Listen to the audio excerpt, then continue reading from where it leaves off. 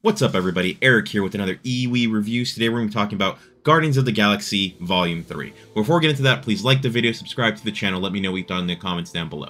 This will be a spoiler-free review, guys, so don't worry, I'm not going to spoil anything, although I might say some stuff that how it hurt my heartstrings, because it was like, oh, it was a lot.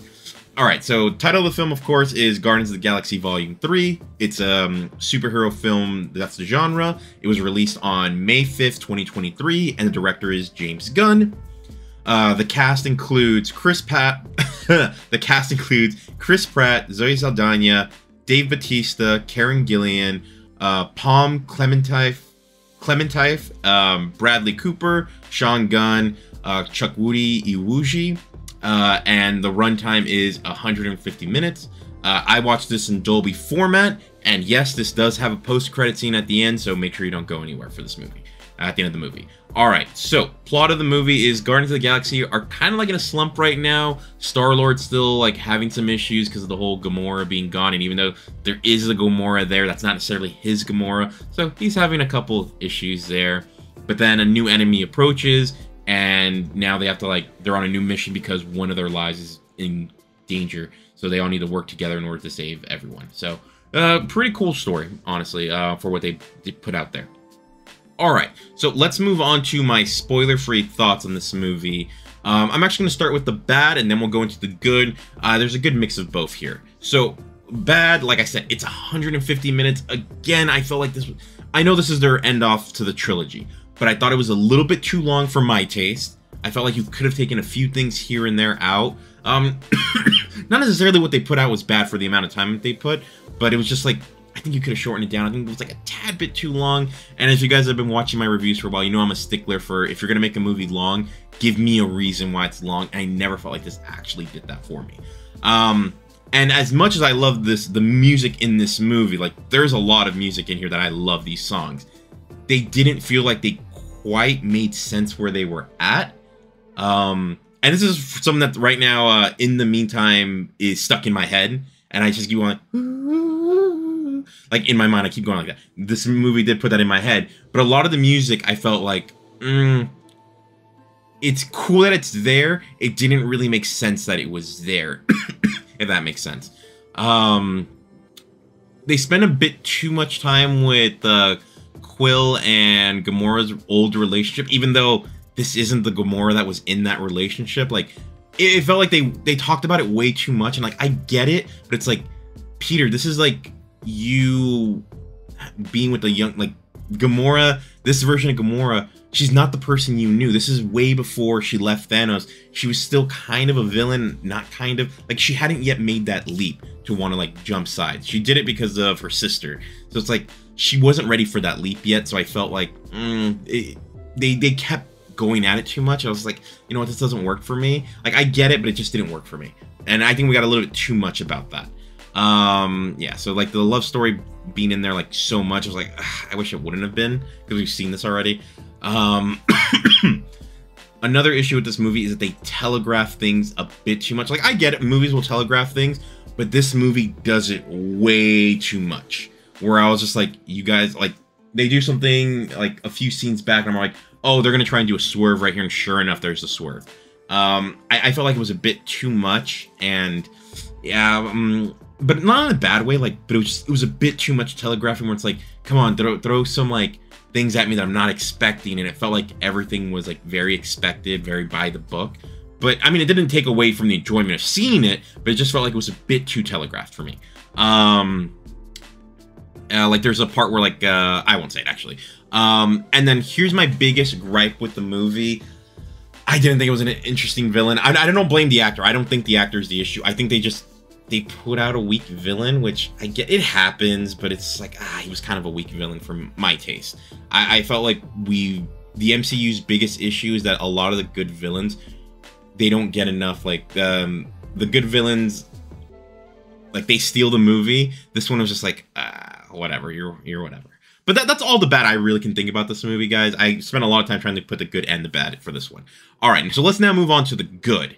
And first one right off the bat is Rocket has his best outing in any Marvel film. I think he might have one of the best outings in general in the MCU, because, wow, we found out his backstory, and, like, we actually see it, and it is tragic. It is it is tough to believe that's the character we ended, like, that's his backstory. Like, ooh, you might make Bruce Wayne look like he was sane. I was just like, and then for Rocket to come out the way he is, I was just like, you know what? I liked how they set up this character. I felt like he was a star of this movie. We're all rooting for his story. So I was just like, yes, this was really good. I'm not sure if we're going to see him in another movie, but I really liked his outing here. And one other thing I liked about this movie is that it's not a high stakes movie. It's not... So I didn't do a review for the Eternals, but one of my biggest issues with the Returnals is they basically went like, oh, this is higher stakes than Endgame. It's like, no. Endgame needed to be like your very high stakes. Same for Infinity War. Those are your high stake movies. Any of these like these other like single team, like not Avengers, but like Guardians are a team, or like Marvels. It's like, if you make those too high stakes, it's like, that kind of ruins the idea of why we have these Avengers movies. These Avenger movies are supposed to be like, these are for the big bad and stuff like that. So I was glad this movie didn't do that. I was just like, yes, this is a self-contained story, and I loved how they did everything here. It felt like, you know what, this is really cool, and I wish more Marvel movies were like this. Of course, this is a Marvel movie, so like there's great action sequences, good space stuff. I really enjoyed all of that. I thought the fighting was excellent. Definitely a highlight for this movie for sure. Another thing, and this is something that I like, when you're watching the movie, you're kind of like, oh crap, this, because they've already said, yeah, this is the last time we're going to see this team. But while you're watching, you're like, oh yeah, this is the last time. Like, they're setting up for like, this team's not going to be the same team ever again afterwards. And I was just like, you know what? I'm fine with it, because they got a great send off. And I was just like, bravo. If we do get another Guardians movie and we have a different team, I'm fine with it. But yeah, this is being the last time we see this team together. Like, they did really good. Another good thing is, we remember when James Gunn was fired before for after Guardians 2, some stuff that he did way back when got him fired from Disney. I'm glad he came back, because this movie, it's probably his last Marvel movie, because now he's working directly with DC. So I was like, you know what? He got his last send-off, and he did it in great fashion. I was just like, this was... Especially when you think about that the Gamora thing was more than likely not his decision that Gamora died in... what was it? Infinity War. That probably wasn't his decision. So for something that wasn't his decision, and then he put it into this movie, and he had to work around that, I thought he did a great job. It's like, all right, that wasn't part of his Volume 1 or Volume 2, but he did a great job of integrating that for his Volume 3. So like, I gotta give him credit for that.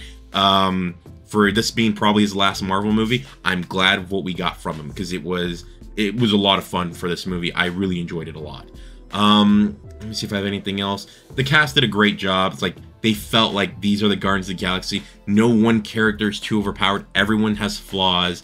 And I think that's a good thing of how you balance this team compared with the Avengers. I think the Avengers are too much of, everyone's the best at what they do. They try not to show their flaws. But here you see everyone's flaws, and you see them work with their flaws. And I really thought that was a really good idea for how they did this. It felt like a true team where no one person is a standout of this team. Everyone is needed. So I really thought that was really good for this film, and I love that it was in there. All right, so let's move on to my score, guys. I'm going to give this an 8 out of 10 for great. I was debating giving it a 9, but the whole villain thing, I don't think I can, in good conscience, give this a 9 because of that. But I think it's great. I think for the last couple MCU movies, I think this is on the upper echelon of what we have. I don't think we've had anything that's like super, oh wow, that was amazing. And I think this was as close as we're going to get to it. Now, I know a lot of people are going to say, oh, what about Spider-Man Far From, or whatever, the last Spider-Man. I love the last Spider-Man movie, but that movie had a lot of issues due to the writing and the fact that the character kept putting himself in problems, and I kind of felt like the writing was all over the place with that movie. Even though I had a lot of fun with it, I felt the writing was all over the place.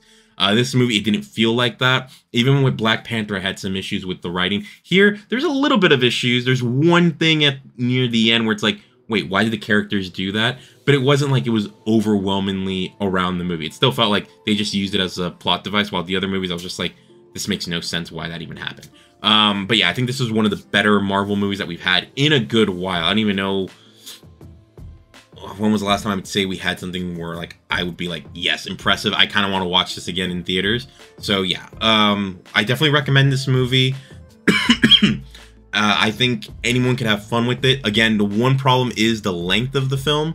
I think 2.5 hours is a bit too much. So if you're willing to go watch a movie for 2.5 hours, go to the theater and watch this. If not, wait for it to be in Disney Plus. Because yeah, I think the runtime might be something that kind of annoys some people because it is a tad bit too long. Other than that, guys, those are my thoughts on this film. Let me know what you thought about it in the comments down below. The next review is going to be Knights of the Zodiac. That comes out next Thursday. I'll watch it on Thursday. I don't have the review out Friday. I have very little confidence for that movie, guys. Just telling you right now. It seems like one of those, oh, we're taking a Japanese manga or anime and we're gonna put a bunch of white actors in it and say, oh yeah, it's still with the source material. And I'm like, we'll see how that goes, but I'll be watching that next week and we'll see how it goes. But yeah, guys, thanks for watching and I'll talk to you soon. Bye.